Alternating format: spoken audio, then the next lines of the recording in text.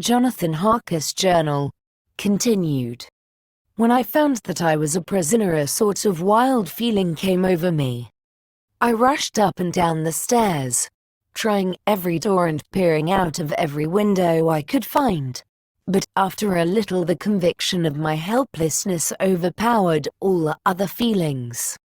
When I look back after a few hours, I think I must have been mad for the time, for I behaved much as a rat does in a trap. When, however, the conviction had come to me that I was helpless, I sat down quietly as I have ever done anything in my life, and began to think over what was best to be done. I am thinking still, and as yet have come to no definite conclusion. Of one thing only am I certain, that it is no use making my ideas known to the Count. He knows well that I am imprisoned, and as he has done it himself, and has doubtless his own motives for it, he would only deceive me if I trusted him fully with the facts. So far as I can see, my only plan will be to keep my knowledge and my fears to myself, and my eyes open. I am, I know, either being deceived, like a baby, by my own fears, or else I am in desperate straits, and if the latter be so, I need, and shall need, all my brains to get through. I had hardly come to this conclusion when I heard the great door below shut, and knew that the Count had returned. He did not come at once into the library, so I went cautiously to my own room and found him making the bed. This was odd, but only confirmed what I had all along thought, that there were no servants in the house. When later I saw him through the chink of the hinges of the door laying the table in the dining room, I was assured of it, for if he does himself all these menial offices, surely it is proof that there is no one else to do them. This gave me a fright, for if there is no one else in the castle, it must have been the Count himself who was the driver of the coach that brought me here. This is a terrible thought, for if so, what does it mean that he could control the wolves, as he did, by only holding up his hand in silence? How was it that all the people at Bistritz and on the coach had some terrible fear for me? What meant the giving of the crucifix, of the garlic, of the wild rose, of the mountain ash? Bless that good woman who hung the crucifix round my neck, for it is a comfort and a strength to me whenever I touch it. It is odd that a thing which I have been taught to regard with disfavor and as idolatrous should in a time of loneliness and trouble be of help. Is it that there is something in the essence of the thing itself, or that it is a medium, a tangible help, in conveying memories of sympathy and comfort? Some time, if it may be, I must examine this matter and try to make up my mind about it. In the meantime I must find out all I can about Count Dracula, as it may help me to understand. Tonight he may talk of himself, if I turn the conversation that way. I must be very careful, however, not to awake his suspicion. Midnight. I have had a long talk with the Count. I asked him a few questions on Transylvania history, and he warmed up to the subject wonderfully. In his speaking of things and people, and especially of battles, he spoke as if he had been present at them all. This he afterwards explained by saying that to a boyar the pride of his house and name is his own pride, that their glory is his glory, that their fate is his fate. Whenever he spoke of his house he always said we, and spoke almost in the plural, like a king speaking. I wish I could put down all he said exactly as he said it, for to me it was most fascinating. It seemed to have in it a whole history of the country.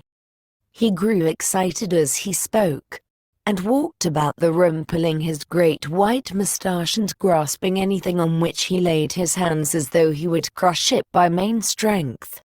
One thing he said which I shall put down as nearly as I can, for it tells in its way the story of his race. We Seekleys have a right to be proud, for in our veins flows the blood of many brave races who fought as the lion fights, for lordship. Here, in the whirlpool of European races, the Ugric tribe bore down from Iceland the fighting spirit which Thor and Woden gave them, which their berserkers displayed to such fell intent on the seaboards of Europe, aye, and of Asia and Africa too, till the peoples thought that the werewolves themselves had come.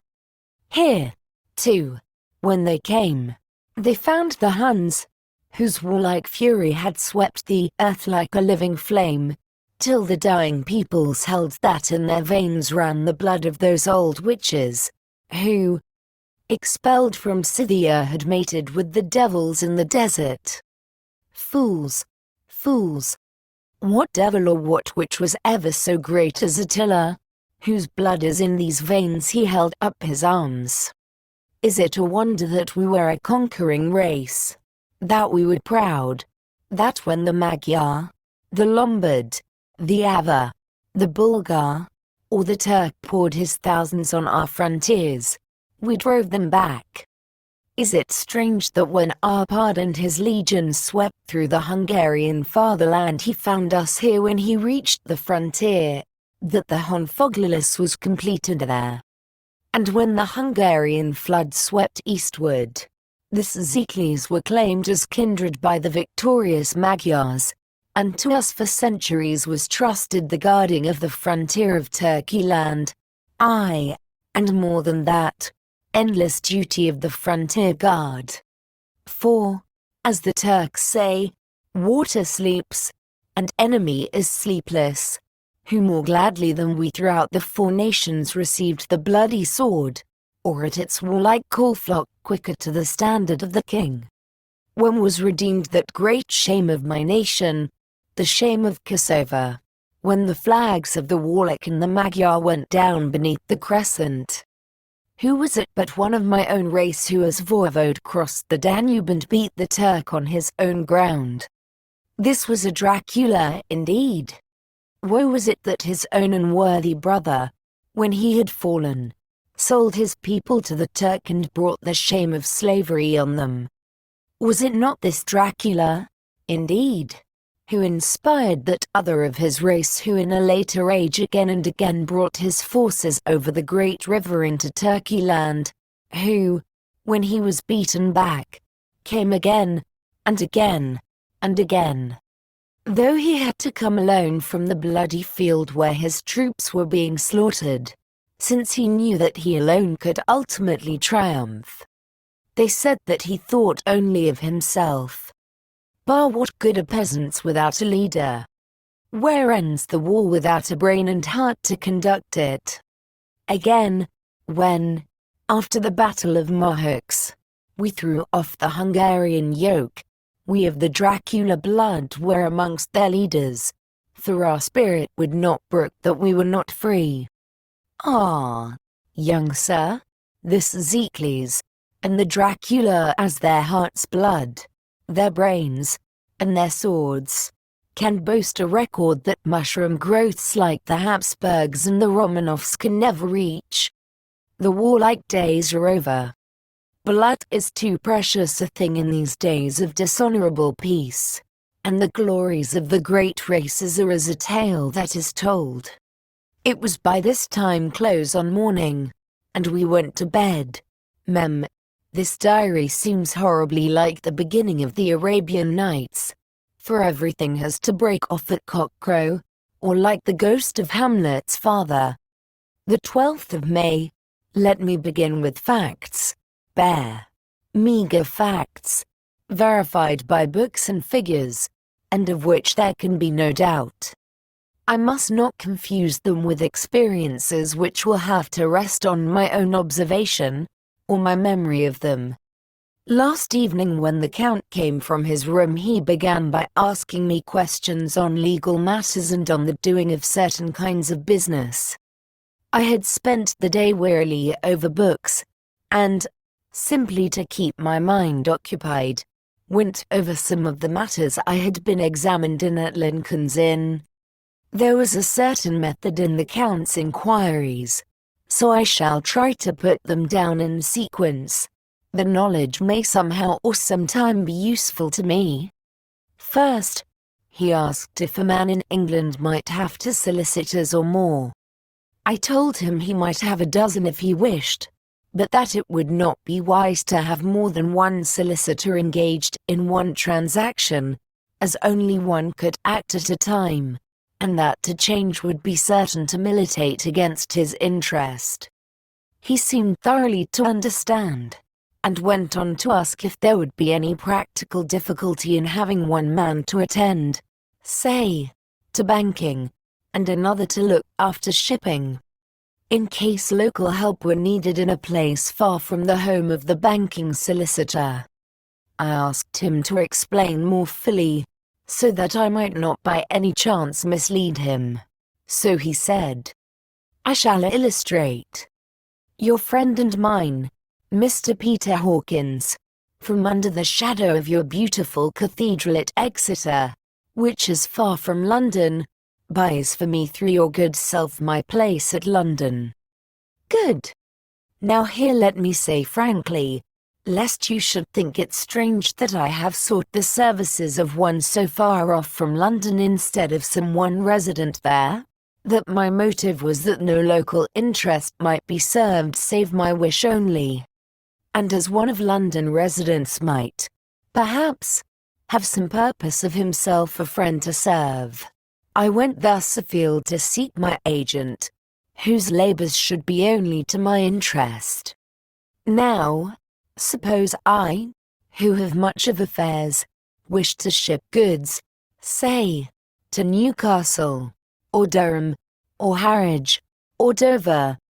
Might it not be that it could with more ease be done by consigning to one in these ports? I answered that certainly it would be most easy, but that we solicitors had a system of agency one for the other, so that local work could be done locally on instruction from any solicitor, so that the client, simply placing himself in the hands of one man, could have his wishes carried out by him without further trouble. "But," said he, "I could be at liberty to direct myself. Is it not so?"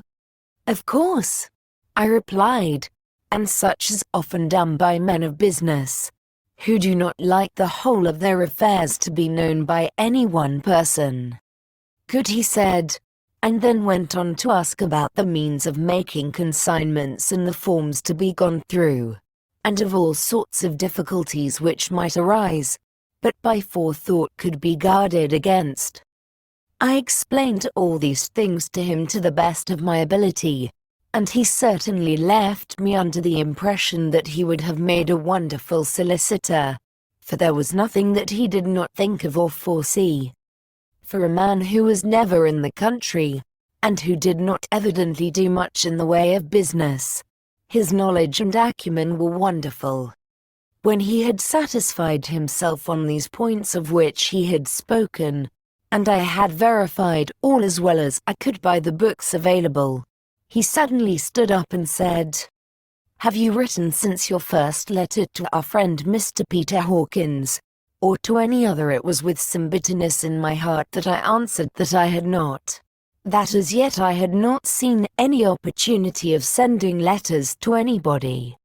"Then write now, my young friend," he said, laying a heavy hand on my shoulder. "Write to our friend and to any other, and say, if it will please you, that you shall stay with me until a month from now." "Do you wish me to stay so long?" I asked, for my heart grew cold at the thought. "I desire it much. Nay, I will take no refusal. When your master, employer, what you will, engaged that someone should come on his behalf, it was understood that my needs only were to be consulted. I have not stinted. Is it not so? What could I do but bow acceptance? It was Mr. Hawkins's interest, not mine, and I had to think of him, not myself, and besides, while Count Dracula was speaking, there was that in his eyes and in his bearing which made me remember that I was a prisoner, and that if I wished it I could have no choice. The Count saw his victory in my bow, and his mastery in the trouble of my face, for he began at once to use them, but in his own smooth, resistless way. I pray you, my good young friend, that you will not discourse of things other than business in your letters. It will doubtless please your friends to know that you are well, and that you look forward to getting home to them. Is it not so?" As he spoke, he handed me 3 sheets of note paper and 3 envelopes. They were all of the thinnest foreign post, and looking at them, then at him, and noticing his quiet smile, with the sharp, canine teeth lying over the red underlip, I understood as well as if he had spoken that I should be careful what I wrote, for he would be able to read it. So I determined to write only formal notes now, but to write fully to Mr. Hawkins in secret, and also to Mina, for to her I could write in shorthand, which would puzzle the Count, if he did see it. When I had written my 2 letters I sat quiet, reading a book whilst the Count wrote several notes, referring as he wrote them to some books on his table. Then he took up my 2 and placed them with his own, and put by his writing materials, after which, the instant the door had closed behind him, I leaned over and looked at the letters, which were face down on the table. I felt no compunction in doing so, for under the circumstances I felt that I should protect myself in every way I could. One of the letters was directed to Samuel F. Billington, number 7, The Crescent, Whitby. Another to Herr Lieutenant Varner. The third was to Coutts and Company, London, and the fourth to Herren Klopstock and Bill Ruth, bankers, Budapest. The second and fourth were unsealed. I was just about to look at them when I saw the door handle move. I sank back in my seat, having just had time to replace the letters as they had been and to resume my book before the Count, holding still another letter in his hand, entered the room. He took up the letters on the table and stamped them carefully, and then turning to me, said, "I trust you will forgive me, but I have much work to do in private this evening. You will, I hope, find all things as you wish." At the door he turned, and after a moment's pause said, "Let me advise you, my dear young friend, nay, let me warn you with all seriousness, that should you leave these rooms you will not by any chance go to sleep in any other part of the castle. It is old, and has many memories, and there are bad dreams for those who sleep unwisely. Be warned.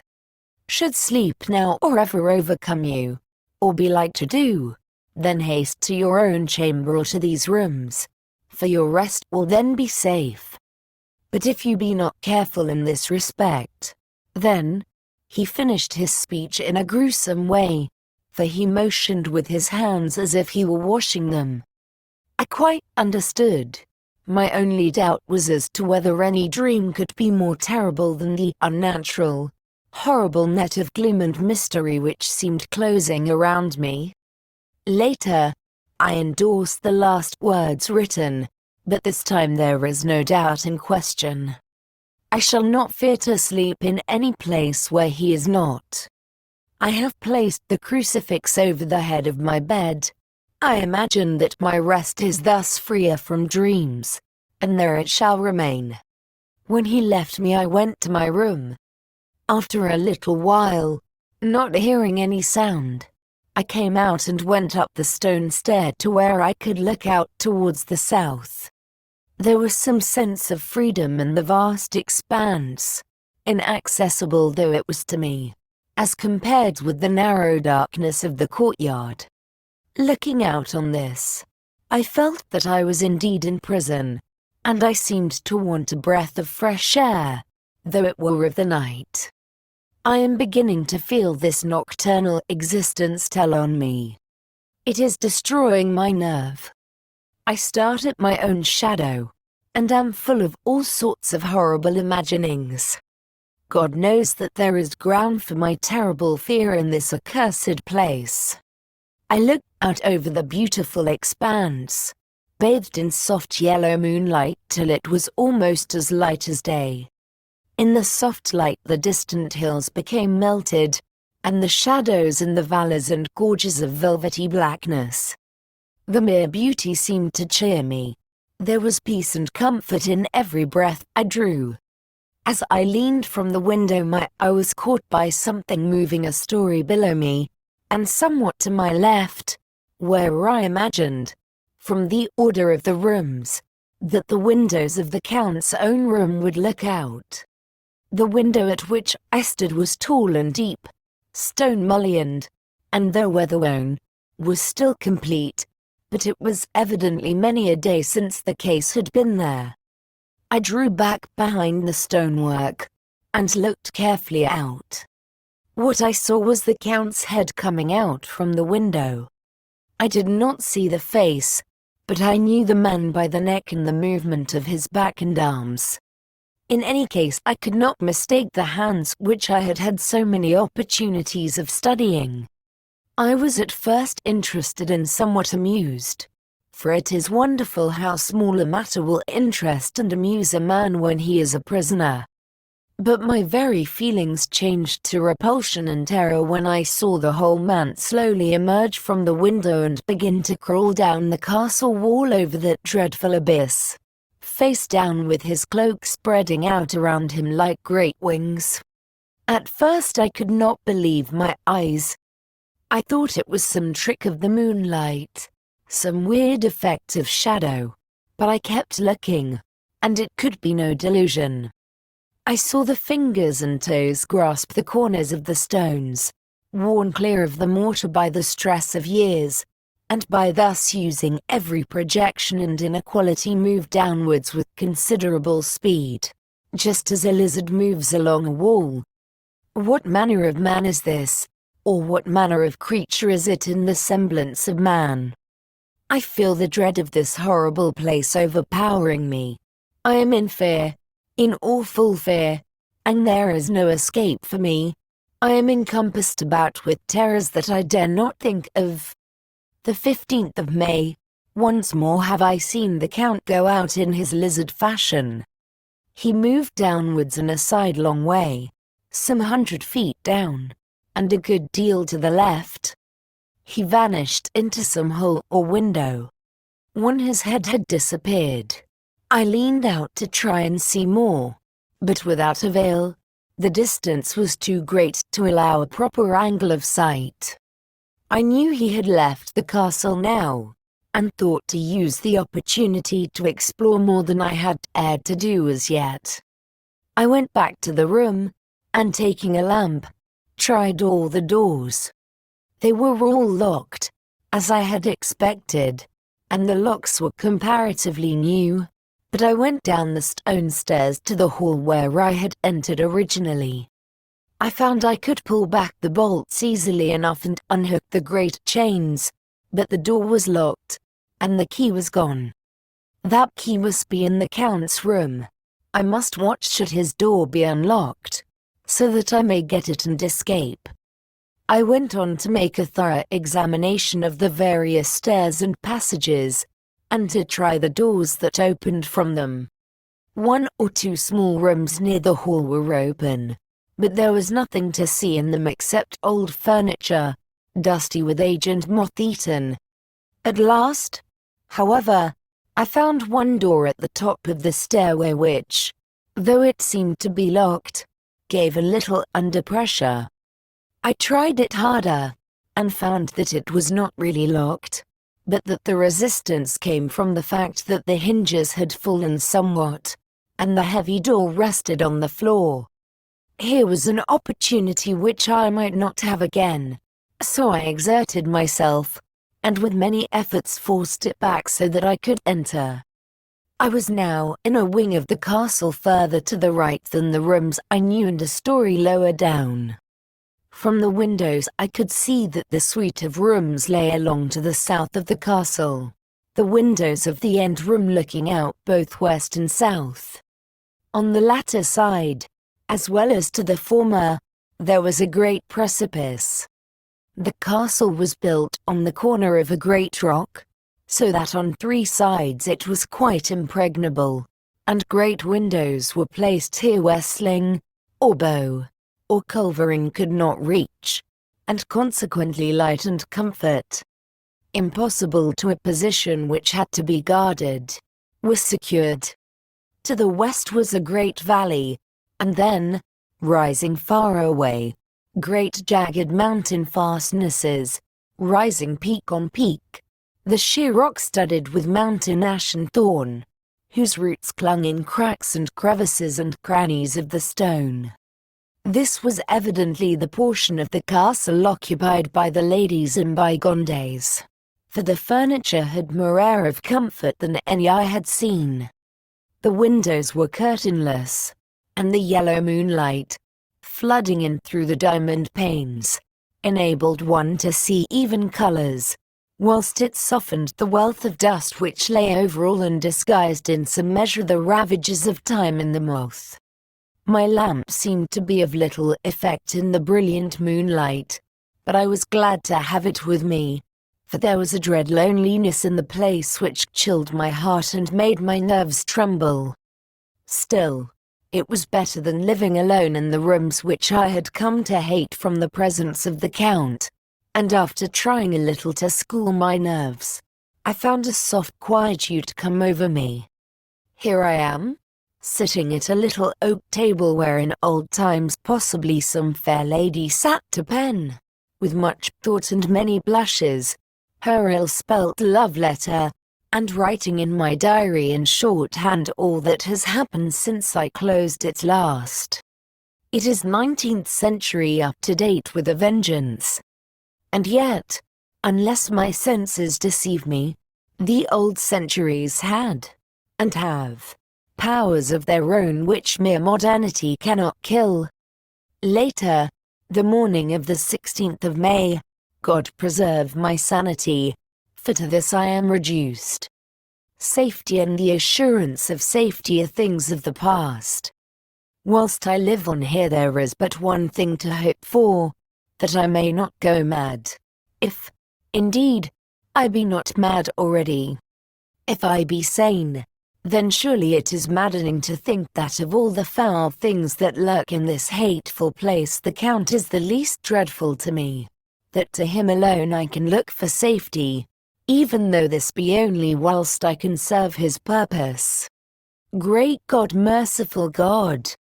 Let me be calm, for out of that way lies madness indeed. I begin to get new lights on certain things which have puzzled me. Up to now I never quite knew what Shakespeare meant when he made Hamlet say, "My tablets quick, my tablets. 'Tis meet that I put it down," etc. For now, feeling as though my own brain were unhinged or as if the shock had come which must end in its undoing, I turned to my diary for repose. The habit of entering accurately must help to soothe me. The Count's mysterious warning frightened me at the time. It frightens me more now when I think of it, for in future he has a fearful hold upon me. I shall fear to doubt what he may say. When I had written in my diary and had fortunately replaced the book and pen in my pocket, I felt sleepy. The Count's warning came into my mind, but I took a pleasure in disobeying it. The sense of sleep was upon me, and with it the obstinacy which sleep brings as outrider. The soft moonlight soothed, and the wide expanse without gave a sense of freedom which refreshed me. I determined not to return tonight to the gloom-haunted rooms, but to sleep here, where, of old, ladies had sat and sung and lived sweet lives whilst their gentle breasts were sad for their menfolk away in the midst of remorseless wars. I drew a great couch out of its place near the corner, so that as I lay, I could look at the lovely view to east and south, and unthinking of and uncaring for the dust, composed myself for sleep. I suppose I must have fallen asleep. I hope so, but I fear, for all that followed was startlingly real, so real that now sitting here in the broad, full sunlight of the morning, I cannot in the least believe that it was all sleep. I was not alone. The room was the same, unchanged in any way since I came into it. I could see along the floor, in the brilliant moonlight, my own footsteps marked where I had disturbed the long accumulation of dust. In the moonlight opposite me were 3 young women, ladies by their dress and manner. I thought at the time that I must be dreaming when I saw them, for, though the moonlight was behind them, they threw no shadow on the floor. They came close to me, and looked at me for some time, and then whispered together. 2 were dark, and had high aquiline noses, like the Count, and great dark, piercing eyes that seemed to be almost red when contrasted with the pale yellow moon. The other was fair as can be, with great wavy masses of golden hair and eyes like pale sapphires. I seemed somehow to know her face, and to know it in connection with some dreamy fear, but I could not recollect at the moment how or where. All 3 had brilliant white teeth that shone like pearls against the ruby of their voluptuous lips. There was something about them that made me uneasy, some longing and at the same time some deadly fear.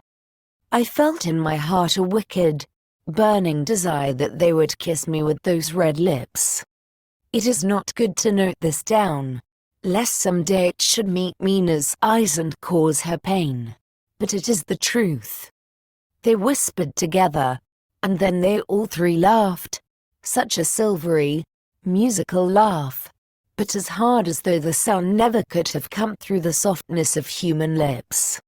It was like the intolerable, tingling sweetness of water glasses when played on by a cunning hand. The fair girl shook her head coquettishly, and the other 2 urged her on. One said, "Go on. You are first, and we shall follow. Yours is the right to begin," the other added. "He is young and strong. There are kisses for us all." I lay quiet, looking out under my eyelashes in an agony of delightful anticipation.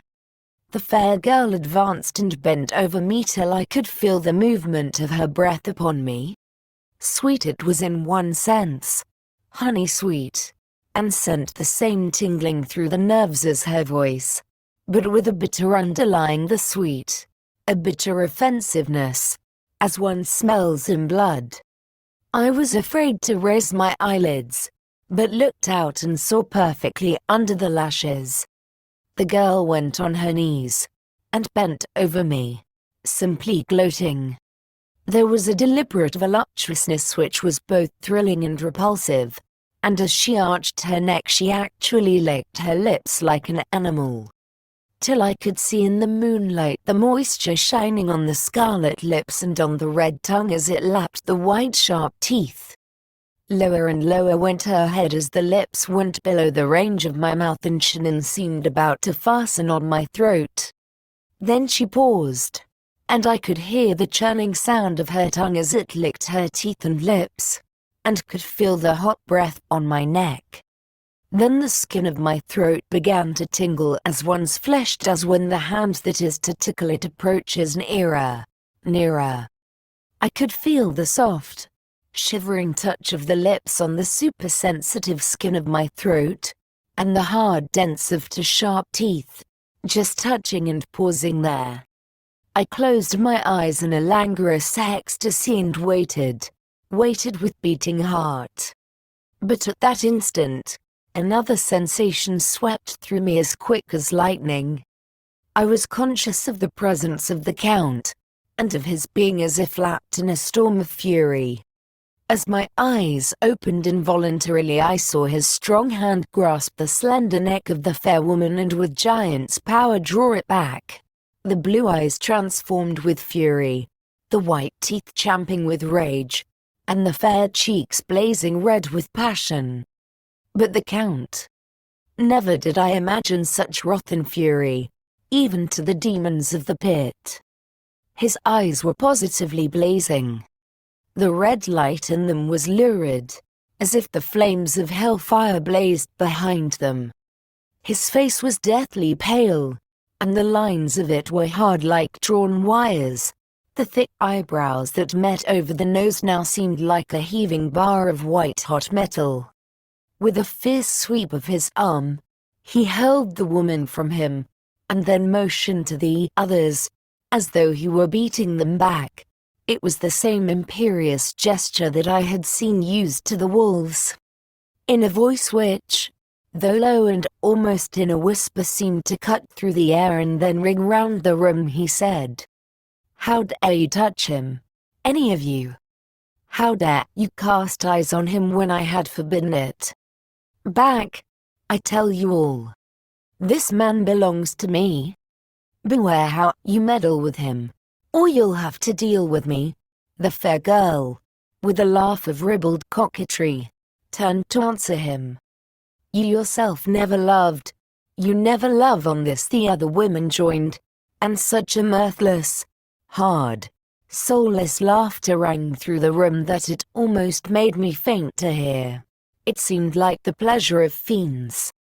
Then the Count turned, after looking at my face attentively, and said in a soft whisper, "Yes, I too can love. You yourselves can tell it from the past. Is it not so? Well, now I promise you that when I am done with him you shall kiss him at your will. Now go. I must awaken him, for there is work to be done." "Are we to have nothing tonight?" said one of them, with a low laugh, as she pointed to the bag which he had thrown upon the floor, and which moved as though there was some living thing within it.